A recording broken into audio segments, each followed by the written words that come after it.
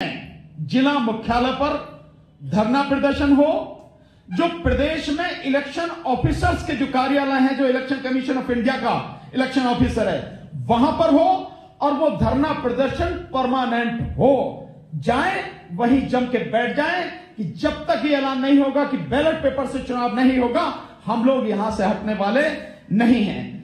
मैं किसी भी हालत में पर्ची मेरे हाथ में दो उसे मैं डालूंगा, इसके पक्ष में नहीं हूं। मेरा बहुत स्पष्ट है, इस देश में आधी आबादी अनपढ़ है, उनको नहीं मालूम है कि मशीनें कैसे काम करती हैं, क्या कहानी है, पढ़े लिखों को भी मालूम नहीं है। सो सीधा सीधा बैलेट पेपर हो, उस पर ठप्पा लगाओ, बैलेट बॉक्स में डालो, उसकी गिनती करवाओ, ये चुनाव होना चाहिए। मेरा तो बिल्कुल सीधा स्पष्ट मत है। और इसके लिए जो कुछ अन्य संगठनों के साथियों, मेरे 2-3 सुझाव हैं। देखिए, ये लड़ाई अब अस्तित्व की लड़ाई है।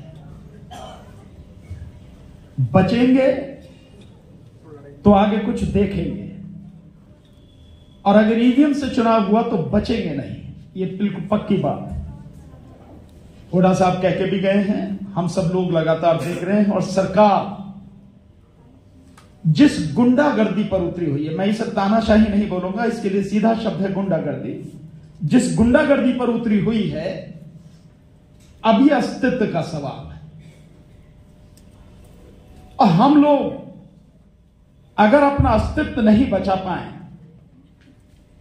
अपनी फसलें और अपनी नस्लें नहीं बचा पाए, तो हमें डूब कर मर जाना चाहिए। इससे ज्यादा कुछ और मैं कहूंगा नहीं। अगर चंद लोग आके हमारा अस्तित्व ही मिटाने पर तुल गए हैं और फिर भी हम कुछ नहीं कर पाते हैं इतनी बड़ी संख्या में होके, तो हमारे लिए बहुत ही शर्म की बात है। आदरणीय बाबरिया साहब ने जो कहा उसके लिए धन्यवाद, और लवली साहब जो कह के गए हैं कि रास्ता क्या है, हम तो इतना कर रहे हैं, कांग्रेस तो अब आ गई है। मैं सीधा सीधा रास्ता बताता हूं जो हो सकता है। भाई राजन पाल गौतम जी ने भी बताया कि अब कोई एक कॉल दी जाए राष्ट्रीय स्तर पे, एक आंदोलन, और जिस जन आंदोलन की बात आदरणीय छोकर साहब जो यहां पर बैठे हैं उन्होंने कही, यही एक बात है कि जन आंदोलन तो अब चाहिए ही चाहिए। उसके लिए कांग्रेस के पास एक बहुत बढ़िया मौका है।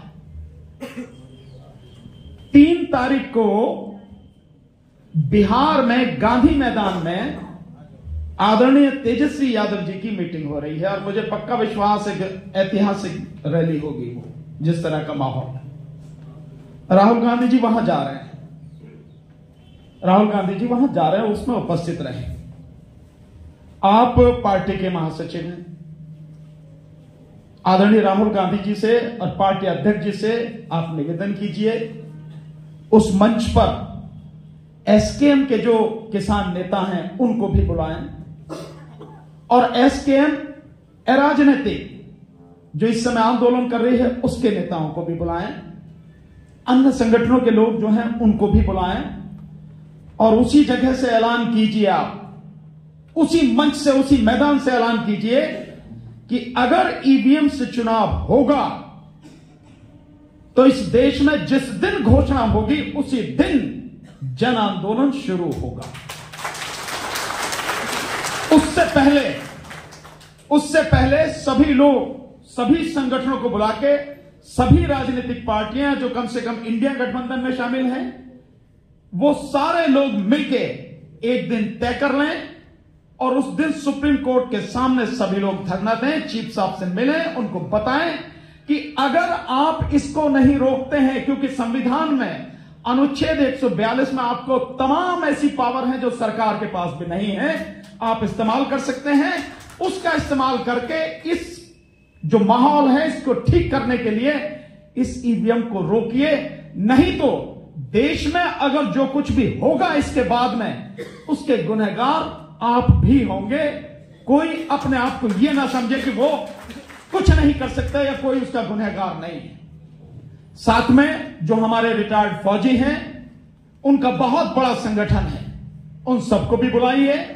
यूथ धीरे धीरे साथ में आ ही रहा है, एक कॉल कीजिए, सभी लोगों को बुलाइए और जो धरना प्रदर्शन हो उसके लिए एक डेट निश्चित कीजिए कि देश में हर जिले में जिला मुख्यालय पर धरना प्रदर्शन हो। जो प्रदेश में इलेक्शन ऑफिसर्स के जो कार्यालय हैं, जो इलेक्शन कमीशन ऑफ इंडिया का इलेक्शन ऑफिसर है, वहां पर हो और वो धरना प्रदर्शन परमानेंट हो। जाए वहीं जम के बैठ जाए कि जब तक ये ऐलान नहीं होगा कि बैलेट पेपर से चुनाव नहीं होगा, हम लोग यहां से हटने वाले नहीं हैं। मैं किसी भी हालत में पर्ची मेरे हाथ में दो उसे मैं डालूंगा, इसके पक्ष में नहीं हूं। मेरा बहुत स्पष्ट है, इस देश में आधी आबादी अनपढ़ है, उनको नहीं मालूम है कि मशीनें कैसे काम करती हैं, क्या कहानी है, पढ़े लिखों को भी मालूम नहीं है। सीधा सीधा बैलेट पेपर हो, उस पर ठप्पा लगाओ, बैलेट बॉक्स में डालो, उसकी गिनती करवाओ, ये चुनाव होना चाहिए। मेरा तो बिल्कुल सीधा स्पष्ट मत है। और इसके लिए जो कुछ भी हम लोगों को करना पड़े, रात दिन जागना पड़े, आदरणीय उदित राज जी, मैं वाकई में बहुत धन्यवाद देता हूं कि उनके पास इतने सारे संगठनों के सारे लोगों के नाम और नंबर हैं। कॉल कीजिए सबको बिठा के, चाहे रात दिन भागना पड़े, मीटिंग करनी पड़े, सबको इकट्ठा कीजिए। हमारी कोई ईगो नहीं है, हम सबके साथ काम करने को तैयार हैं। हमारा दुश्मन ईवीएम है और कुछ नहीं, क्योंकि जिस ईवीएम के माध्यम से ये सरकार जीत कर आ रही है, ये किसी को कुछ देने वाली नहीं। किसान आज की तारीख में, जहां तक मैं समझ पा रहा हूं, कितने भी समय तक बैठे रहें, ये किसानों को कुछ देने वाले नहीं, मजदूरों को कुछ देने वाले नहीं। ये चाहते हैं कि इस देश के 120 करोड़ लोग, उनकी कमर इस तरह से तोड़ दी जाए कि उन्हें गुलाम बनाने में कोई दिक्कत उन्हें ना हो। उसके लिए काम कर रहे हैं। तो उसके लिए आर्थिक रूप से तोड़ देना, शैक्षिक रूप से तोड़ देना, सूचना बिल्कुल बंद कर देना, ये इनकी साजिश है। इस ईवीएम को और इसके साथ साथ इस मोदी सरकार को, क्योंकि भारत सरकार तो रही नहीं, अब मोदी सरकार, इस मोदी सरकार एप्लीकेशन दी थी कि उसकी हियरिंग जल्दी होनी चाहिए। उच्चतम न्यायालय ने वो हमारी जो याचिका थी जल्दी हियरिंग वाली, वो नहीं मानी और उसकी तारीख अब 18 मार्च वाले हफ्ते में किसी दिन लगेगी।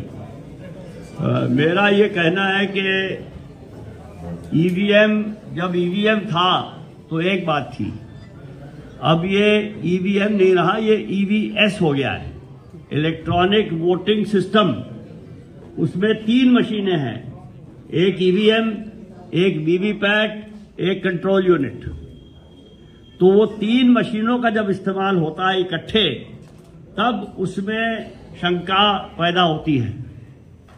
इसलिए मेरा एक लेख आज ही इंडियन एक्सप्रेस में दोपहर में ही छपा है, जिसमें मैंने एक और सुझाव दिया है कि वीवीपैट और कंट्रोल यूनिट को बिल्कुल हटा दीजिए।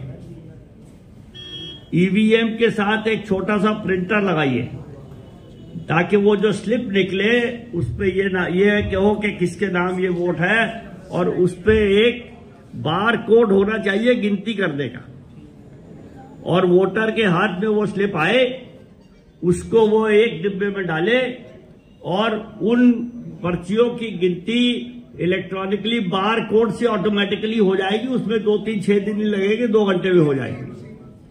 तो ये जो टेक्नोलॉजी है जिसको हम बढ़ाते जा रहे हैं, उसको हमें कम करना है। तो ईवीएम, जब तक ईवीएम थी तो इतनी दिक्कत नहीं थी, जब ये वीवीपैट और कंट्रोल यूनिट लगा तो दिक्कत बढ़ी है। अगर ईवीएम हट जाए तो बहुत ही अच्छा है, लेकिन मेरा ये कहना है कि मैं जिस संस्था से आता हूं, हम लोग इस चीज पे पिछले 23 साल से काम कर रहे हैं। ये 1, 2, 4, 6, 10, 12 संस्थाओं से काम नहीं हो सकता।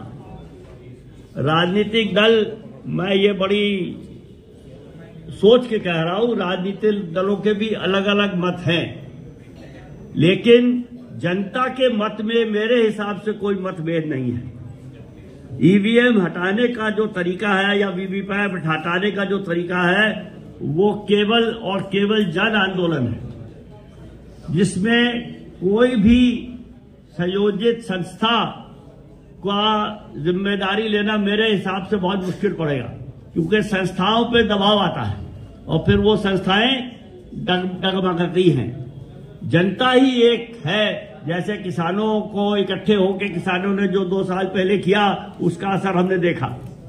तो अगर जनता इकट्ठी होके इस चीज के पीछे पड़े तो मैं नहीं समझता कि देश में कोई ऐसी ताकत है जो इसको रोक सके। तो मेरी तो आप सब लोगों से यही विनती है कि आप अपने आप और आपके साथ जो भी लोग हैं इसके लिए एक जनता का बड़े से बड़ा समूह बने, और जब जनता का समूह इसको मांग करेगा इकट्ठा होके, तब मैं समझता हूं उसको कोई नहीं रोकेगा। बहुत बहुत धन्यवाद।